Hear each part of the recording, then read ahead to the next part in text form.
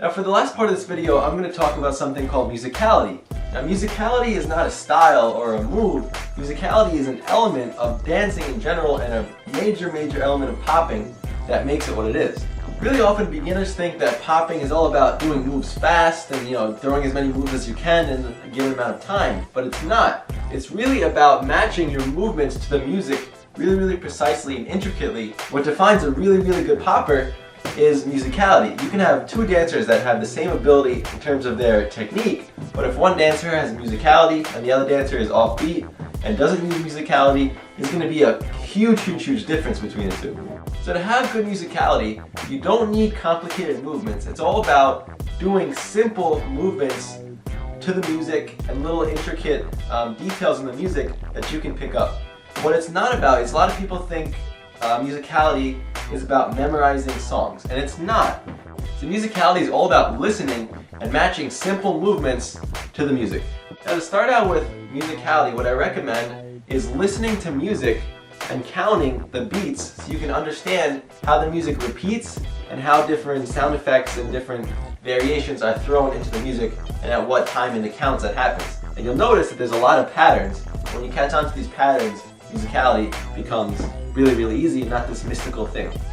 For example, if the music pauses, you want to pause as well. If the music speeds up, you can speed up. If there's a harmonic type sound, then you can throw a wave for the harmonic sound. If there's a really hard beat that's happening, you can pop to that beat. Just kind of playing with the music through your movements is really what makes popping amazing.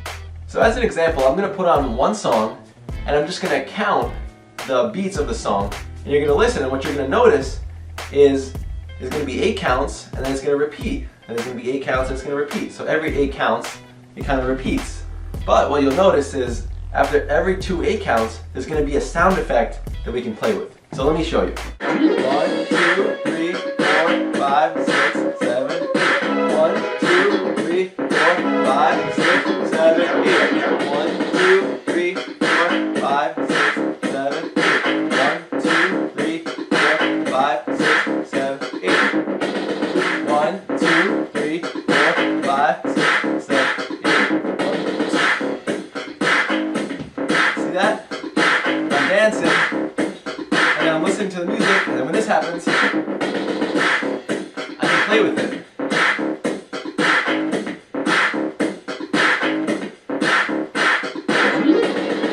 See that? I'm playing with the sounds.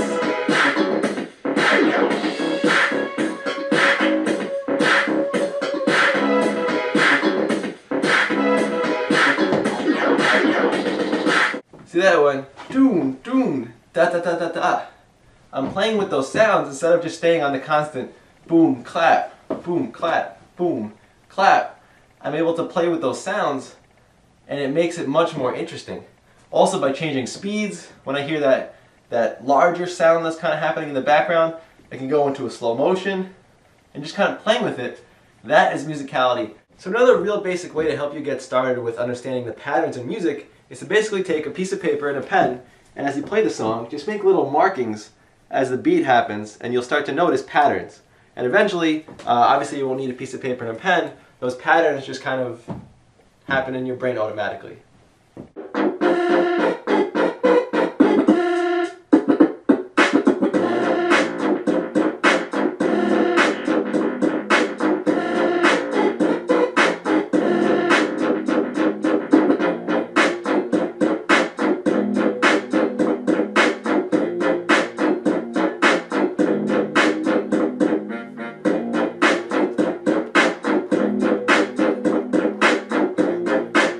See, what I just learned from that is that there's 2 8 counts and then there's a change in the song. So the song went from having certain instruments in one part to certain instruments in the other part. So this is really elementary, but it helps me understand the patterns in the music. The other thing to help you with musicality is really simple. Just put on your iPod or your music player through headphones and basically just close your eyes and try to differentiate the different instruments that are happening in that song, because all those different instruments have different beats.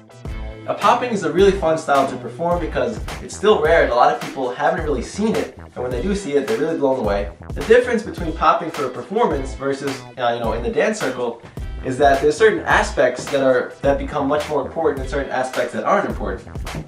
For example, posture is really important in a performance. Also, when you're performing, a really big thing is eye contact. You don't want to be, constantly looking down when you're performing. You want to be looking at your audience. So you want to make good eye contact when you perform. Another thing about performing is you gotta have confidence, right? You're going up there in front of hundreds of people, maybe thousands of people, and you gotta be confident in your ability, all right? Usually solo popping performances max out at about 3 minutes, and you really want to stick to that rule, because if you go too long, it's still cool, but people are kind of like, okay, we've seen that already. I mean, how many times are we gonna watch arm waves and body waves? We've seen that already. So really stick to 3 minutes max. If you have a popping crew, 4 minutes, it's really pushing it. You'd rather do the performance and leave people wanting more, saying that was so cool, do more, versus, oh, okay, that was great, we've seen enough. The biggest difference between dancing with other poppers in a performance is when you're dancing with poppers, there's a big emphasis on your skills and your technique, versus when you're performing, that's still important, but the big emphasis is on creativity and bringing something new to the table. It's really looked down upon in the dance community to copy another dancer's move or to do something that's copying. The word for it is biting, and basically means doing what someone else has already done. Common examples of this that people do is, you might recognize this wave. That is a very trademark wave of Pac-Man, and so you don't want to do that move. It's all about creativity and originality. I mean, that's how I got on the show America's Got Talent, and then I mixed popping with science experiments, and that's completely original. No one's ever done that before.